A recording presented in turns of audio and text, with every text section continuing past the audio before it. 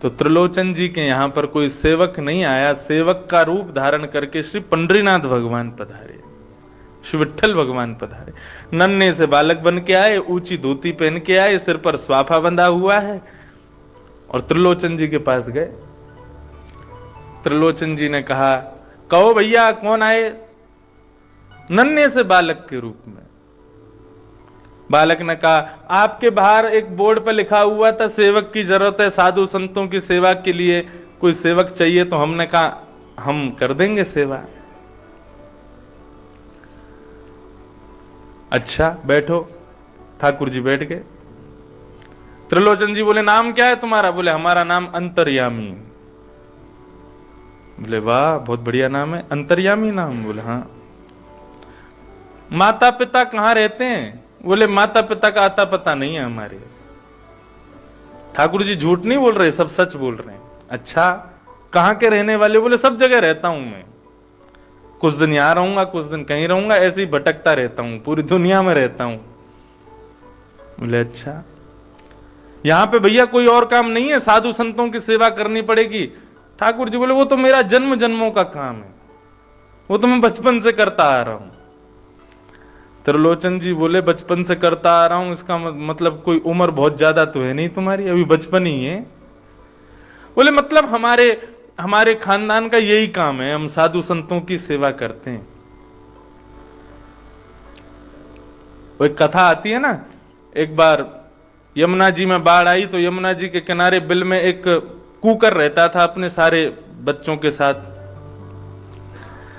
तो जैसे ही यमुना जी में बाढ़ आई तो उसके छोटे छोटे पिल्ले निकल के आए। बोले, अरे राम, हमने तो अपने जीवन में ऐसी बाढ़ देखी नहीं। अब तुम हो ही एक आध दिन के, तो तुम कहां से देखोगे? 2, 4, 15 साल के होते तो पता चलती ना। ठाकुर जी नन्हे से ठाकुर जी बोल रहे हैं, ये तो हमारे जन्मों का काम है। त्रिलोचन जी बोले, ठीक है, तो फिर हमारे यहां काम करो। तो अंतर्यामी भगवान बोले, देखो हमने आपकी सारी बात मानी, अब हमारी बात और सुनो।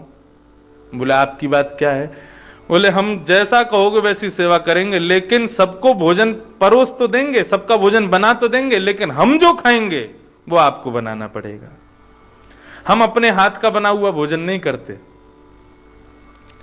तो त्रिलोचन जी की पत्नी बोली, ठीक है, 500,000 संतों का भोजन ये बनाएगा, इस अकेले का भोजन हम बना दिया करेंगे, बना देंगे।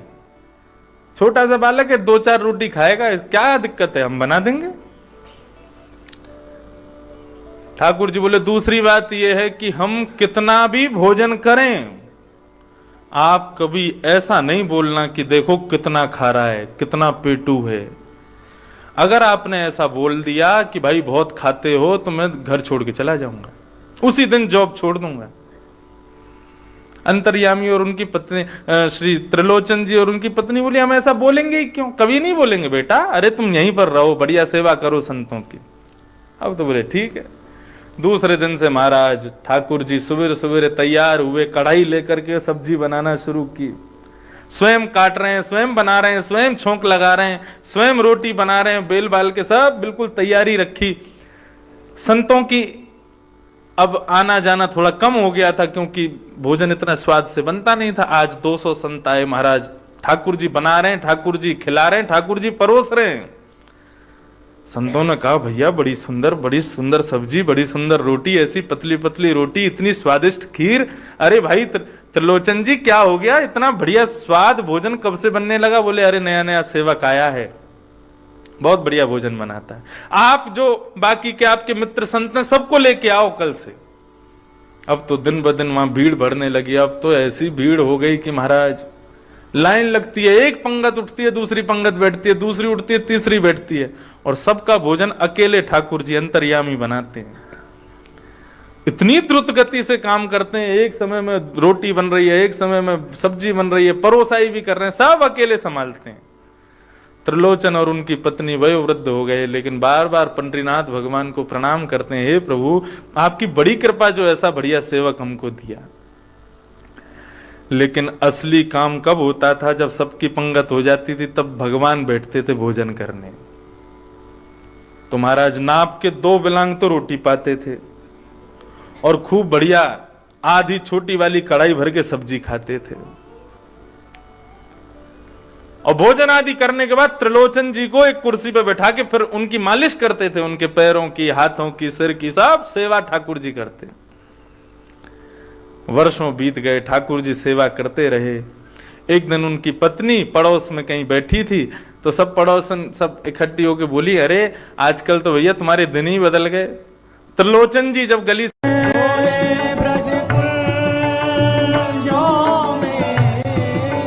डोले श्री वृंदावन में,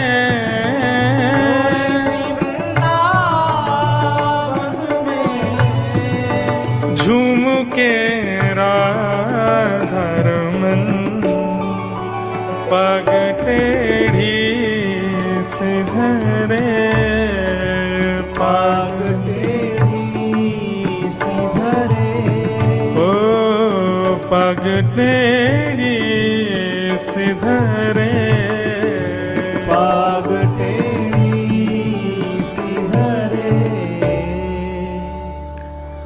तो ये पंचगुण ठाकुर जी में विद्यमान है। इसलिए भैया मन को सुधारने के लिए संग सुधारना जरूरी है। और संग किसका करना है? किसमें ढूंढोगे ये पांचों गुण? सब ठाकुर जी में। ठाकुर जी का संग करो, अपने लाल जी का संग करो, अपने घर के गोपाल जी का संग करो।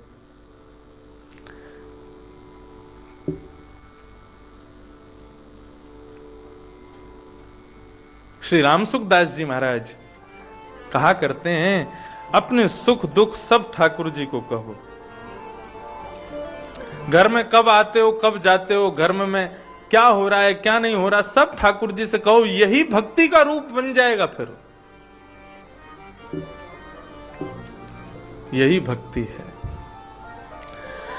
इस प्रकार भगवान कपिल देवहूति को समझा रहे थे।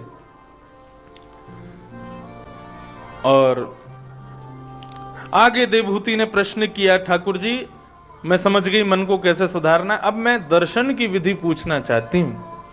मंदिर में जब हम प्रवेश करते हैं तो आपके श्री अंग में सबसे पहले कौन से अंग को देखना चाहिए? तो भगवान कहते हैं, मंदिर में जब प्रवेश करो तो मेरे सर्वांगीण अंग में सबसे पहले मेरे चरणों का दर्शन करो। संचिन्तयेत् भगवतश्चरणारविन्दम् वज्राङ्कुशध्वज सरोरुहलाञ्छनाट्यम् उत्तुङ्गरक्तविलसन्नख चक्रवाल ज्योत्स्ना विराहत महत हृदयान्धकारम्। मां सबसे पहले मेरे चरणों को देखना चाहिए, मेरे चरणों का दर्शन सबसे पहले करना चाहिए। हम मंदिर में प्रवेश करते ही ठाकुर जी के मुखमंडल पर ही आकर्षित हो जाते हैं और फिर मुख ही मुख देखते रह जाते हैं। ये ठाकुर जी इतनी सुंदर श्रृंगार करते क्यों? इसीलिए तो करते हैं ताकि हमारा ध्यान चरणों में ना जावे, मुंह में ही रह जाए बस। लेकिन मानव के हृदय के कितने विकारों का उद्धार केवल चरणारविंद करते हैं। इसलिए अपने नेत्रों को समझाओ, जब भी ठाकुर जी के मंदिर में जाओ सबसे पहले सीधी नजर पड़नी चाहिए चरणों के पास। ठाकुर जी स्वयं कह रहे हैं, जो व्यक्ति मेरे चरणों का दर्शन करता है तो ठाकुर जी के चरणों में कई चिन्ह बने हुए हैं। वज्र है, अंकुश है, वज्रांकुश ध्वज है, इस प्रकार के कई सारे चिन्ह ठाकुर जी के चरणों में बने हुए हैं। इन चिन्हों का तात्पर्य क्या है? जब व्यक्ति उन चिन्हों का दर्शन करता है तो वज्र का दर्शन करने से क्या होता है? वज्र गदा, उससे क्या होता है? बोले मानव की जो जड़ बुद्धि है वो जब चरणों का दर्शन करता है तो ठाकुर जी के चरणों में अंकित जो वज्र है उसकी जड़ बुद्धि को ध्वस्त कर देता है। व्यक्ति जब ठाकुर जी के चरणों का स्मरण दर्शन करता है और चरणों में जो अंकुश है, अंकुश किसे कहते हैं? जो हाथी चलाने वाला महावत अपने हाथ में हाथी को कंट्रोल करने के लिए जिस औजार को रखता है उसको अंकुश कहते हैं। ठाकुर जी के चरणों का दर्शन इसलिए करना चाहिए क्योंकि हमारा मन जो है ये हाथी के समान है, गज के समान है, चंचल है, कभी इधर भागता है, कभी उधर भागता है, कभी कहीं भागता है। ठाकुर जी के चरणों का स्तवन जब हम करते हैं तो ठाकुर जी के चरणों में अंकित जो अंकुश है वो हमारे मन को स्थिरता प्रदान करता है। इस प्रकार ठाकुर जी के चरणों में अनेकों चिन्ह हैं, वो प्रत्येक चिन्ह हमारे किसी ना किसी विकार को नष्ट करता है। इसलिए ठाकुर जी के दर्शन में सबसे पहले चरणों को देखो, चरणों के बाद घुटने देखो, फिर कटिभाग देखो, फिर वक्षस्थल देखो, फिर गला देखो, फिर मुखमंडल देखो। हम दर्शन उल्टा करते हैं, पहले जाते मुंह देखते हैं, ठाकुर जी का मुख कैसा है, ठाकुर जी का श्रृंगार कैसा है। बोले हाँ वो हमारा सेवक आया है ना, साधु सेवा भी करता है, भोजन भी बनाता है, रोटी भी बेलता है, परोसाई भी करता है, शाम को त्रिलोचन जी की बढ़िया मालिश करता है, तभी तो चमक रहे हैं। बोले अरे त्रिलोचन जी इतने चमक रहे हैं, तुम क्यों ऐसी बुढ़ी होती जा रही हो, तुम कैसे सूखती जा रही हो। बोले अरे बस यही तुम मत पूछो। बोले क्यों, क्या हो गया। बोले अरे वो अंतर्यामी सब काम बढ़िया करता है लेकिन मेरी परेड रखता है, उसको बना के मुझको खवाना पड़ता है। अरे तो छोटा सा बालक है, 3-4 रोटी पाता, वो 3-4 एक पंगत में जितना आटा लगता है उतने आटे का तो अकेला भोजन कर जाता है। इतना पेटू है, इतना खाता है बहन, मैं तुमको क्या बताऊं। अब तो महाराज यहां उन्होंने बस इतना कहा था, इतना खाता है, और अंदर रसोई घर में भोजन बना रहे अंतर्यामी भगवान उदास हो गए। वहीं चूल्हा छोड़ दिया और अंतर्यामी अंतर्ध्यान हो गए। वहीं से संतों का जमावड़ा आया भोजन के लिए। अब तो महाराज त्रिलोचन जी गए, कहां है भाई बेटा अंतर्यामी। अंदर देखा तो चूल्हा शांत है, रोटी के आटे अलग रखे हैं, सब्जियां अलग रखी हैं, अंतर्यामी का कोई पता नहीं। कमरों में जाकर के खोजा, गली में खोजा, पड़ोसियों से पूछा, लेकिन ठाकुर जी कहीं नहीं मिले। यहां संत सब बैठ गए पंगत में, अब क्या पवा में कुछ बना ही नहीं है। त्रिलोचन जी रुदन करने लगे, मेरा अंतर्यामी कहां चला गया। खोजते खोजते खोजते खोजते पंडरीनाथ भगवान के मंदिर में गए। पंडरीनाथ भगवान के सामने हाथ जोड़ करके बैठ गए, हे ठाकुर जी, हम तो उसमें ही आपका दर्शन किया करते थे, हमसे कोई अपराध हो गया, कोई अपमान हमसे हो गया, हमारा अंतर्यामी कहां चला गया। त्रिलोचन जी ने अपनी पत्नी से कहा, देवी उसने जो शर्त रखी थी कहीं वो उसका उल्लंघन तो नहीं किया, तुमने कहीं उसको बहुत खाने वाला या पेटू ऐसा कहकर के तो नहीं बुलाया। बोली नहीं, मैंने तो ऐसा नहीं मैंने कह तो दिया था। बोले किससे कहा। बोले पड़ोस में बात हो रही थी तो वहां मैंने बोल दिया कि भाई वो वो हमारे यहाँ अंतर्यामी आया है, बहुत खाता है। त्रिलोचन जी रुदन करने लगे, बोले देवी बहुत बड़ा अपराध हो गया हमसे। श्री पंडरीनाथ भगवान के चरणों में जाकर के त्रिलोचन जी रुदन करने लगे, जैसे अश्रु बिंदु नीचे गिरे हैं। तभी पीछे से आवाज आती है, बाबूजी। पीछे मुड़ के देखा तो अंतर्यामी खड़ा था। अंतर्यामी को दौड़ करके त्रिलोचन जी ने अपने हृदय से लगाया। बोले लाला अब तू छोड़ के नहीं जाएगा मेरे को, तू मेरे पास ही रहेगो।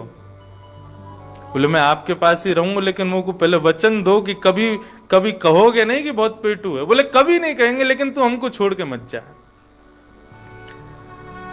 त्रिलोचन जी पीछे मुड़ करके पंडरीनाथ भगवान को प्रणाम करने के लिए नीचे झुके। ऊपर उठ करके देखा तो पंडरीनाथ भगवान के स्थान पर वो अंतर्यामी खड़ा हुआ है। अपनी दोनों भुजाओं को कमर पर रख करके अंतर्यामी ही विट्ठल भगवान के रूप में खड़े हुए। त्रिलोचन जी के रोम रोम रुदन करने लगा, प्रफुल्लित हो गए। बोले प्रभु मैंने आपसे सेवा करवाई, आपसे सब्जी बनवाई, आपसे रोटी बनवाई, आपसे अपने अपने अपने अंग की सेवा आपसे करवाई, मैंने बहुत बड़ा अपराध किया, प्रभु मुझे क्षमा कर दो। ठाकुर जी बोले अरे त्रिलोचन जी, साधु सेवा, संत सेवा, वैष्णव सेवा, गौ सेवा, ऐसे सेवा करने वाले सेवकों की मैं सेवा करता हूं, ये मेरा कर्म है, ये मुझको आनंद आता है।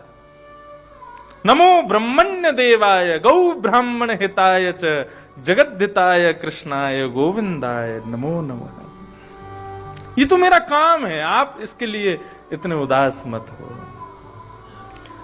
त्रिलोचन जी ने कहा अब आज्ञा क्या है? बोले अब आज्ञा ये है तुम्हारी सेवा पूरी हो गई, अब चलो मेरे साथ। त्रिलोचन जी और उनकी पत्नी दोनों श्री पंडरीनाथ भगवान के साथ वैकुंठ धाम को प्रस्थान कर गए। बोलो भक्त वत्सल भगवान की। तो ठाकुर जी के अंदर ही ये पांचों गुण हैं जो यहां पर भगवान कपिल बता रहे हैं। ये पंच गुण से युक्त केवल ठाकुर जी। पहला गुण तितिक्षुता, सहनशीलता। दूसरा गुण करुणा। तीसरा गुण सुहृद, सबका भला सोचने वाला। चौथा गुण अजात शत्रु, उसका कोई शत्रु नहीं होता। और पांचवा और अंतिम गुण शांता। ठाकुर जी शांत रहते हैं, बोलते नहीं हैं। हमारे भीतर गुण है अतिशय बोलने का, लेकिन ठाकुर जी का गुण है शांत रहने का। वो शांति रहते हैं। कितना भी अच्छे वस्त्र पहना दो तो खुश होकर ये भी नहीं कहेंगे आज बहुत बढ़िया लग रहा है, और कितने भी कैसे भी वस्त्र पहना दो, कैसा भी भोजन करा दो, ये नहीं कहेंगे कि आज आनंद नहीं आया। आपकी हर स्थिति, आपकी हर व्यवस्था उनको स्वीकार है, चाहे जैसे रखो, हर चीज स्वीकार है।